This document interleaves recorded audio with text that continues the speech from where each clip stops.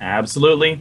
In the bottom left spawn location, playing for Team Liquid, it's going to be our Red Terran player, none other than Bunny.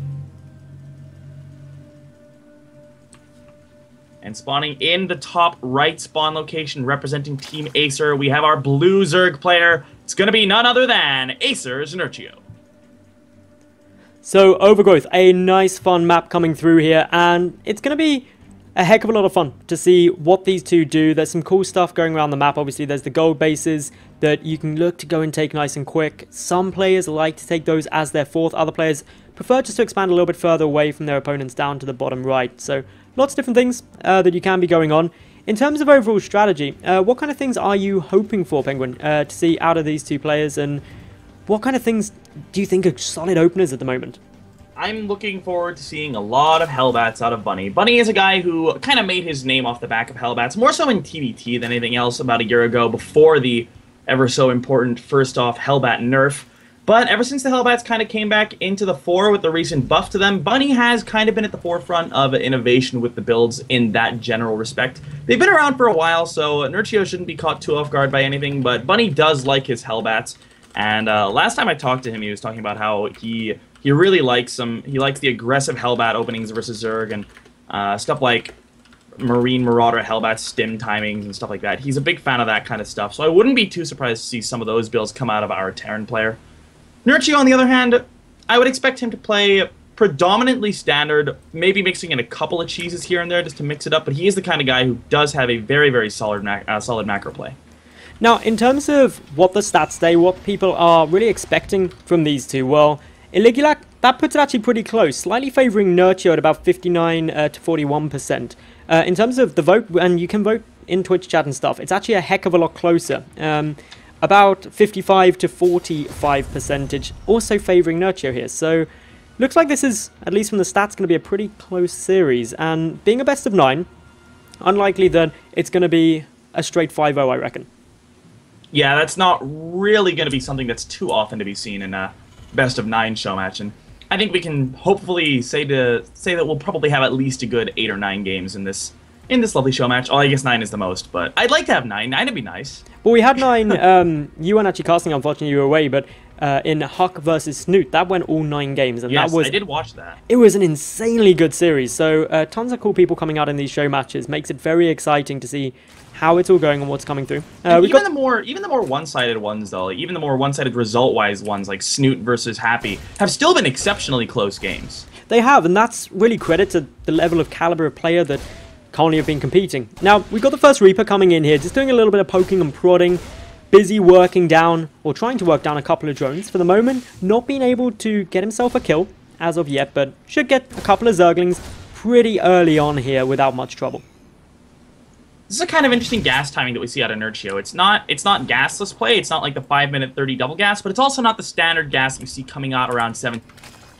Kind of something in the middle. So I'm kind of interested to see what he opts to go for from here. He could just be opting for just a very, very standard play with a bit of a later gas to just get a couple more drones out and be able to get those extra queens. But yeah, it's kind of interesting. It's just interesting to note that he's not going for the standard.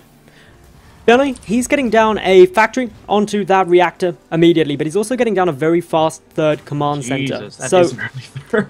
I think that command center was even before the factory, so it was literally one rack CC, CC, factory. That was the opening from Bunny, playing this pretty much as greedy as you realistically can as a Terran. I don't think in pro games any Terran player has ever gone CC first into a third CC, then into a barracks, which would feasibly be the only thing more greedy than this.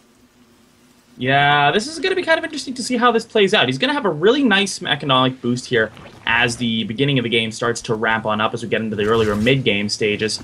And we do have the Hellions being pumped on out 2 at a time as well, and a very early stim coming out of Bunny. So this Tech Lab's not going to be for anything like Banshees or anything like that, just opting to get the stim out as quickly as possible. Now, what could be quite interesting here is some players have been experimenting utilizing that quick armory to go into Hellbats as well as some stimmed infantry. It can be a right nuisance to deal with as a Zerg player, so I'll be interested to see whether that's something Bunny does decide to go for. Meanwhile, Nerchio, he's got that Spine Crawler up. He's going up to what is actually all 4 gases plus that lair. This could feasibly be some kind of quick Mutalisk play, Penguin. Yeah. Do you reckon that would be good on this map, if that's what we do see Nerchio gunning for. It's very good in the current meta, more so than anything, on almost every map, just because the prevalence of the Hellbat Marauder kind of aggression, even if it's not Hellbat Marauder, but just pure Hellbats, you're still going to have a lot of units as the Terran player that don't tend to shoot up. So 2-base meta plays are pretty common nowadays. They do fairly well against most openings, and there's Stim on the way, and there's Marines on the way, but he's only getting one Marine at a time, is Bunny. So we do have the additional Raxes coming up now for him, but there is the Spire for Nerchio coming down before the 8-minute mark, so it's going to be kind of interesting to see how much damage he can get done with this. And with some good control, he definitely could get a good amount done. Waiting to see what Nerchio can get done with this Spire, because obviously it is on its way down. He's trying to take a third base, being blocked at the moment by a Reaper that's at least going to be able to see that it has been taken.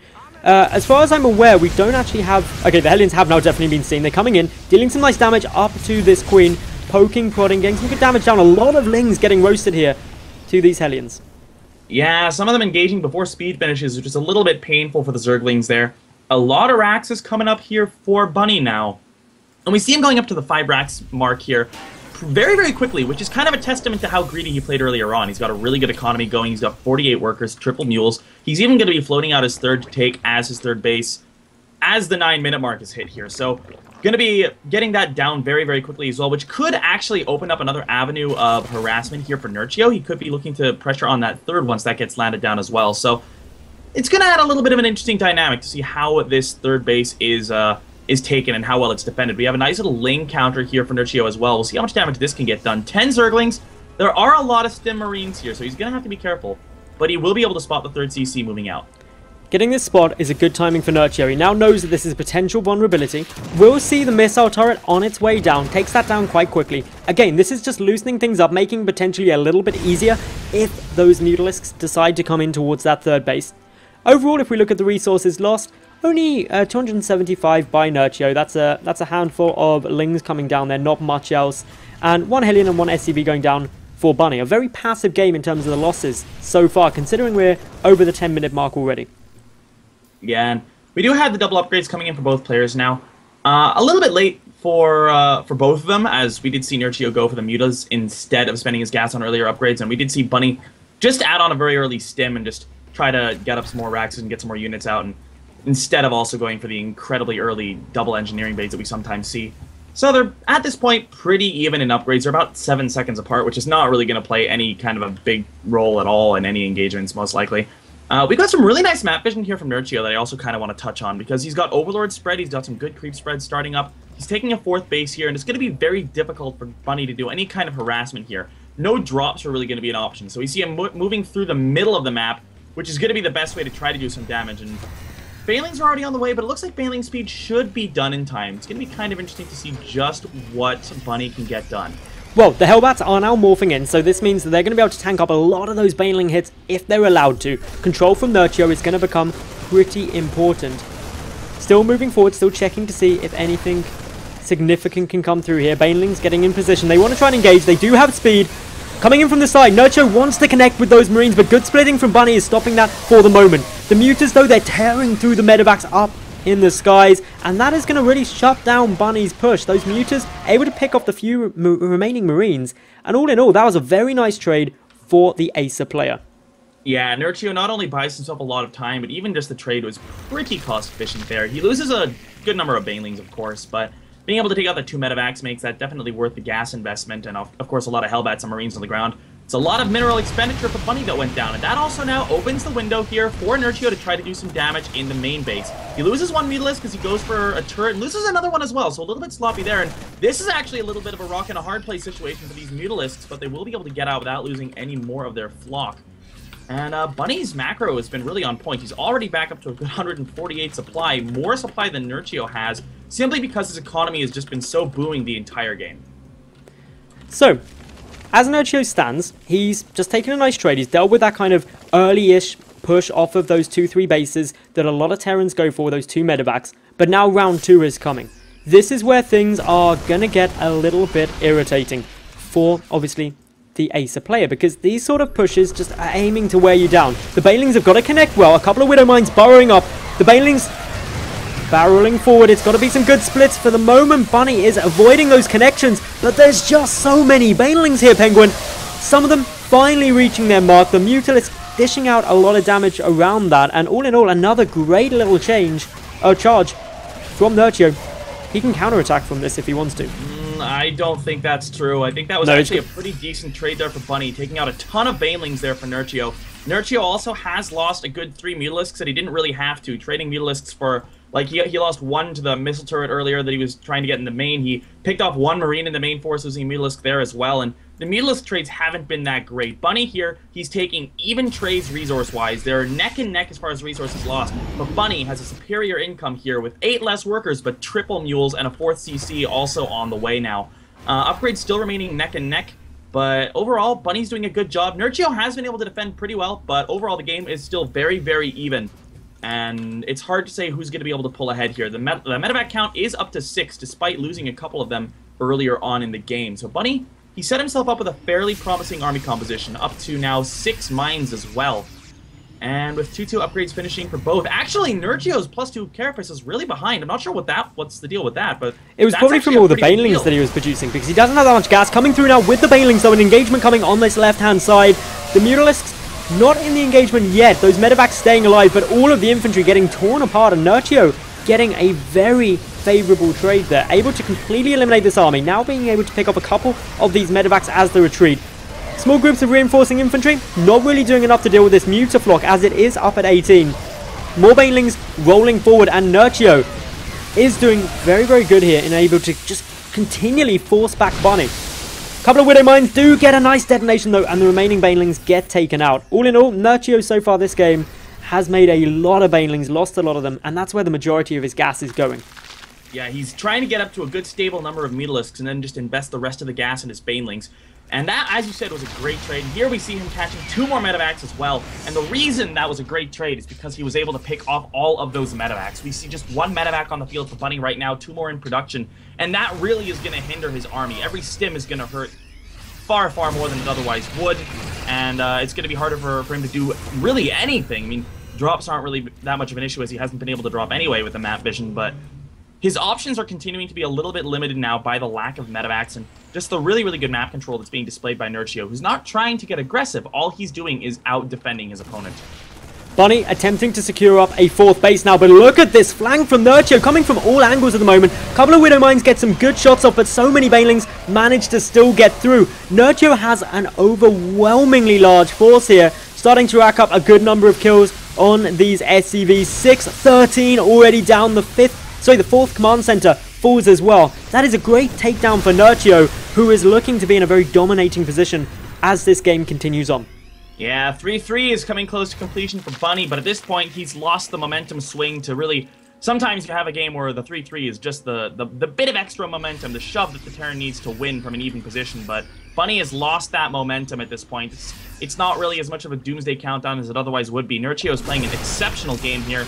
He's got up to 5 hatcheries here. He's got a macro hatch in the main, and despite a couple of good mine hits like the one we just saw out of Bunny, Nerchio is still doing a great job of trying to win this game, trying to force his opponent to stay on his side of the map, and when Bunny does commit like this, he does take some heavy losses. Once again, another push forward here from Bunny is going to get shut down by the looks of it, but this one is a pretty decent trade as long as he doesn't lose all of these medevacs, but he's not attempting to boost them away by the looks of it. 3-3 is just 10 seconds away from completion now for Bunny, but it's not going to help here. The Mutalisks were able to pick off the majority of the infantry, but that wasn't the best trade for Nerchio yet. Bunny doing a good job of splitting up his Marines, splitting up his infantry, trying to avoid getting those big connections on any of those units. For the moment though, just waiting to see if we get any more big trades down from these players, but it still seems Bunny is wanting to be the aggressor along this left-hand avenue in towards the 4th base of Nerchio. Nerchio is continuing to morph a lot of Banelings here. The Mutas coming in from the side to try to deal with the new 4th base. The Marines are in position to try to deal with this. 3-3 Marines will shred the 0 Carapace upgrade Mutalisks here. A little bit of a push into the top left side here for Bunny, but a lot of Banelings are going to be able to roll on in. Looks like the units are still going to remain clumped here. Nice execution of the defense there by Nerchio. And these medevacs are going to be killed off as well. A couple of workers went down there, but overall, that's not a trade that Bunny can afford right now. Nerchio, he's not looking incredible economically himself. He's still only on 4 bases, not quite up to the 5 that he would like to. He does have a 5th base up now, but it's not quite saturated. But still, he's doing an exceptional job of just playing the right defensive game, playing the game that's working very well against the style of play that Bunny's trying to utilize. And once again, the Mutas are going to pop back into the fourth base, and this could once again do damage. The concern for Nerchio always has to be how long can he keep this up, because he hasn't gone on to Hive Tech yet. He doesn't even have the Infestation Pit, so no sign of 3-3. He's at an upgrade disadvantage. And while these trades are picking apart Bunny's army, Bunny still has a pretty sizable amount of income. He's able to keep producing up. Probably the most annoying thing for him at the moment is the loss of the Medivacs.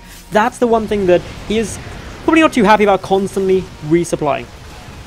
I think the biggest thing right now that's kind of important to note about this kind of a playstyle that we're seeing out of Nerchio is that usually what you want is you want to crush one of your opponent's armies, take the momentum, and try to win the game there. As you said, there's no real aim to get up to Hive Tech here. He's just trying to get one of those crushing victories and then push on through to win the game.